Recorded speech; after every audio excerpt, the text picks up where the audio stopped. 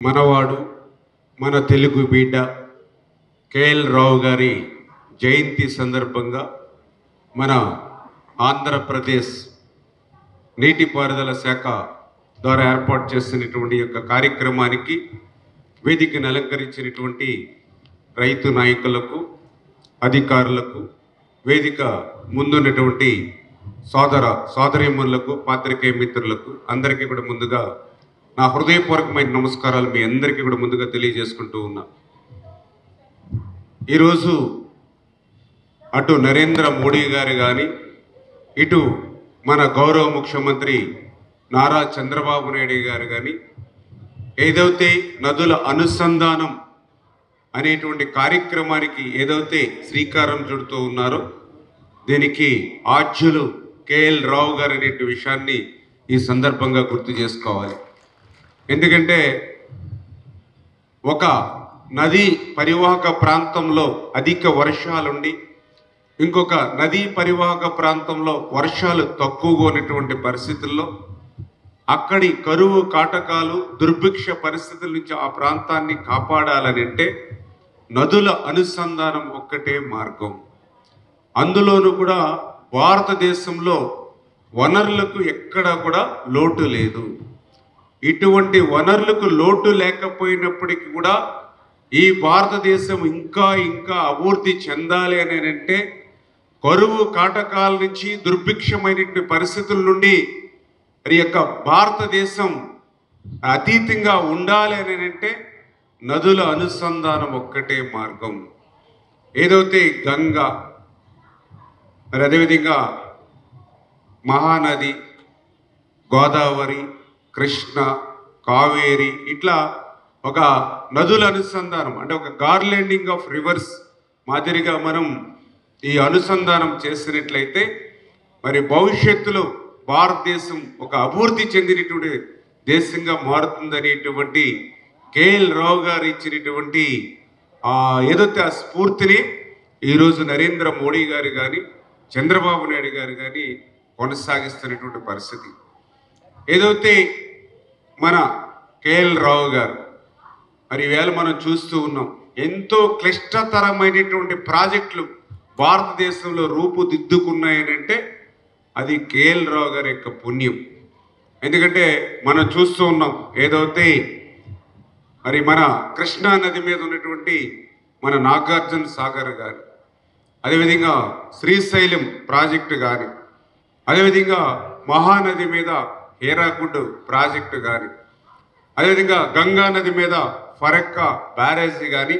అదేవిధంగా దామోదర మీద కోసి బ్యారేజీ కానీ ఇట్లా చెప్పుకుంటూ పోతే అత్యంత భారీ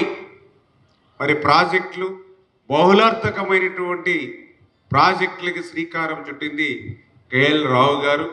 అటువంటి కేఎల్ రావు గారు మనవాడు మన తెలుగువాడు అవడం మనందరికీ కూడా గర్వకారణమైన విషయాన్ని కూడా ఈ సందర్భంగా తెలియజేసుకుంటూ ఆయన ఇచ్చినటువంటి నదుల అనుసంధానంలో భాగంగానే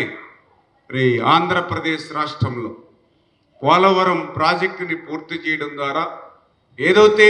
ప్రతి సంవత్సరం 3000 టీఎంసీల నీరు వృధాగా సముద్రంలోకి పోతూ ఉందో ఉప్పు నీటిలో కలిసిపోతూ ఉందో అటువంటి వరద నీరు నుంచి ఆ పోలవరం ప్రాజెక్టు నిర్మాణాన్ని పూర్తి చేసి అటు ఉత్తరాంధ్రకు ఇటు రాయలసీమకు కూడా సాగునీరు త్రాగునీరు అందించాలనేటువంటి ఆలోచనని చంద్రబాబు నాయుడు గారి పునికి పుచ్చుకొని ఆ రోజు మీరు చూసారు 2014, 2019 5 సంవత్సరాల్లో 72% ఆ రోజు పోలవరం ప్రాజెక్టుని చంద్రబాబు నాయుడు గారు పూర్తి చేస్తే ఆ రోజు ప్రభుత్వం కనుక కంటిన్యూ అయ్యి ఉంటే 2020, 2021 కల్లా గోదావరి వరద జలాలు అటు ఉత్తరాంధ్రకు ఇటు రాయలసీమకు ప్రవహించుండేవి. కానీ దురదృష్టం ప్రభుత్వం మారింది. ఏదైతే 9 నెలలు 6 కాలం శ్రమించి కష్టపడి నిర్మాణం చేసినటువంటి డయాఫ్రమ్ వాల్ని ధ్వంసం చేసినటువంటి పరిస్థితి అక్కడ ఏజెన్సీలు కానీ అధికారులు కానీ 17 నెలలు వాటి వంక చూసేటువంటి పరిస్థితి లేకుండా చేయడంతో మరి ఆ రోజు డయాఫ్రమ్ వాల్ ధ్వంసమైనటువంటి పరిస్థితి, పోలవరం విధ్వంసానికి గురైనటువంటి పరిస్థితి. అటువంటి పోలవరాన్ని మళ్ళీ ఈరోజు తెలుగుదేశం, జనసేన, బీజేపీ కూటమి ప్రభుత్వం అధికారంలోకి వచ్చిన తర్వాత ఇప్పటికే చంద్రబాబు నాయుడు గారు 3 సార్లు క్షేత్రస్థాయి పర్యటనకి పోలవరానికి వచ్చి ప్రతి 15 రోజులకు ఒకసారి ఆయన సెక్రటరియట్లో రివ్యూ చేసుకుంటూ ప్రశ్నార్థకమైనటువంటి పోలవరం ప్రాజెక్టుని ఎందుకు ఈ మాట చెప్తూ ఉన్నానంటే 2019, 2024లో నేను కూడా మరి ఆ రోజు శాసనసభ్యుడిగా అసెంబ్లీలో ఉన్నాం. ఆ రోజు మొదట్లో చెప్పారు 2020 జూన్ అన్నారు, 2021 జూన్ అన్నారు, 2021 డిసెంబర్ అన్నారు. ఆఖరికి ఈ ప్రాజెక్టు ఎప్పటికి పూర్తవుతుందో చెప్పలేము, ఈ ప్రాజెక్టు నిర్మాణం చేయడం సాధ్యం కాదని సాక్షాత్తు ఆ రోజునటువంటి ముఖ్యమంత్రి ఆ రోజు అసెంబ్లీలో చెప్పినటువంటి పరిస్థితి. ఆ రోజునటువంటి ఇరిగేషన్ శాఖ మంత్రి అయితే పోలవరం ప్రాజెక్టు ఎవ్వరికీ అర్థం కాదు, ఎందుకంటే నాకే అర్థం కాలేదు కాబట్టి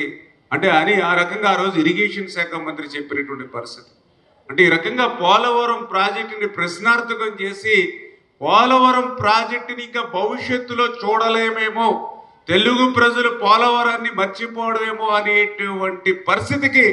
గత ప్రభుత్వం నెట్టేసినటువంటి స్థితిలో మళ్ళీ ఈరోజు ఈ కూటమి ప్రభుత్వం అధికారంలోకి వచ్చి